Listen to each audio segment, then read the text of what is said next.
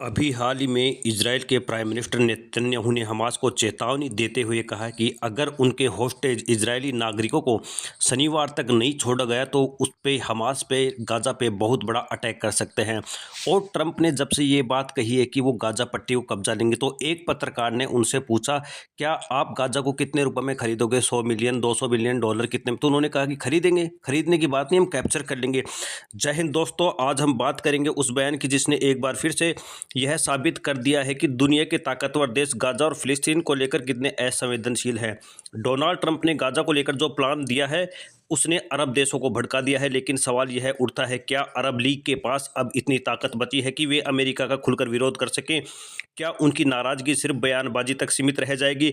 और सबसे अहम सवाल, क्या गाज़ा सिर्फ एक रियल एस्टेट प्रोजेक्ट बनकर रह गया है या फिर वहां रहने वाले लाखों लोगों की जिंदगी, उनके दर्द, उनके संघर्ष और उनकी पहचान का भी कुछ मोल है?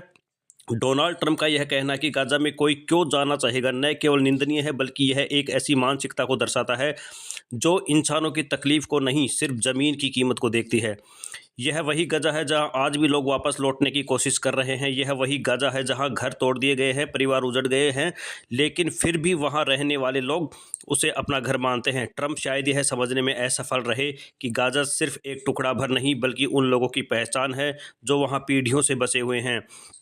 अब जरा सोचिए, जब कोई अपने टूटे हुए घर की ओर लौटता है तो वह वहाँ इसलिए नहीं जाता क्योंकि वह वहाँ कोई सुख सुविधा पाने की उम्मीद करता है, बल्कि इसलिए जाता है क्योंकि वही उसका घर है।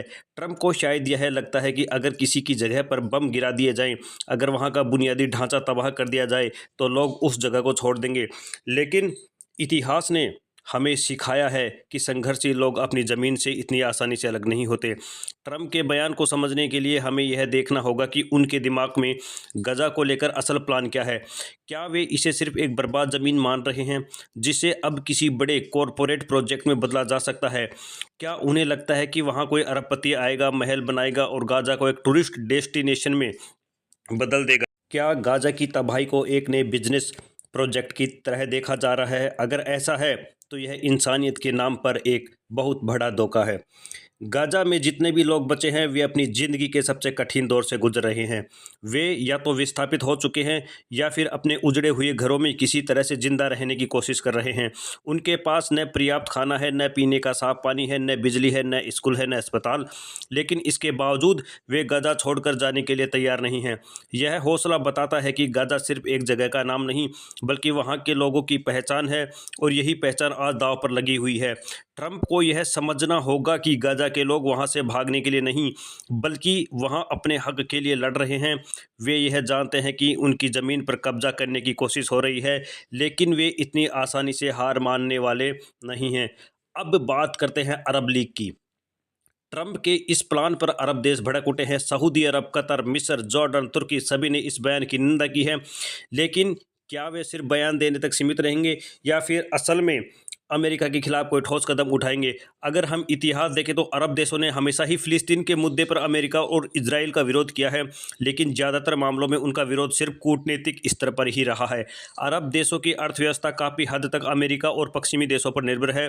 वे चाहे जितना भी विरोध करें, लेकिन जब आर्थिक और सैन्य सहयोग की बात आती है तो वे कोई बड़ा कदम उठाने से हिचकिचाते हैं।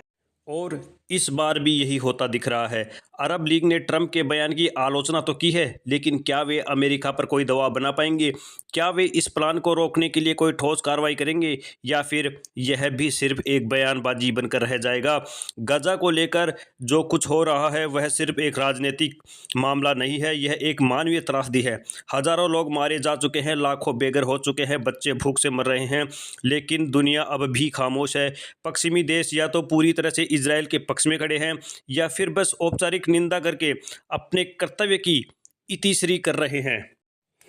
क्या दुनिया में अभी इंसानियत जिंदा है? क्या अब भी किसी को फिलिस्तीनियों की तकलीफ महसूस होती है? क्या गाज़ा पट्टी में रहने वाले लोगों की तकलीफें महसूस होती हैं?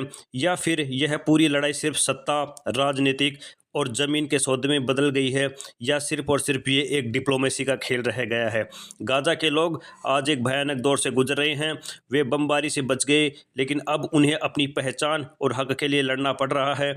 इजराइल की बमबारी में बच गए फिलिस्तीन के लोगों के लिए ट्रंप की भाषा ही सबसे ज़्यादा बेचैन करने वाली है। गाज़ा सिर्फ एक ज़मीन का टुकड़ा नहीं है, यह वहाँ रहने वाले लाखों लोगों का घर है। इसे एक रियल एस्टेट प्रोजेक्ट की तरफ देखने वाले शायद यह भूल रहे हैं कि इंसान सिर्फ इमारतों में नहीं, बल्कि अपने इतिहास, अपनी पहचान और अपनी ज़मीन से भी जुड़े होते हैं। ट्रंप का प्लान चाहे जो भी हो, लेकिन गाज़ा के लोग लड़ेंगे, वे अपनी ज़मीन छोड़कर नहीं जाएंगे, और यही इस पूरी लड़ाई की असली ताकत है। अब सवाल यह है कि दुनिया इस पर क्या रुख अपनाती है। क्या अरब देश सिर्फ बयान देते रहेंगे? क्या पश्चिमी देश हमेशा की तरह इजराइल के पक्ष में खड़े रहेंगे? और सबसे बड़ा सवाल, क्या इंसानियत अब भी जिंदा है? आप अपने जवाब हमें कमेंट बॉक्स में दें। आपकी राय क्या है? हमें आपके कमेंट का इंतजार रहेगा। जय हिंद।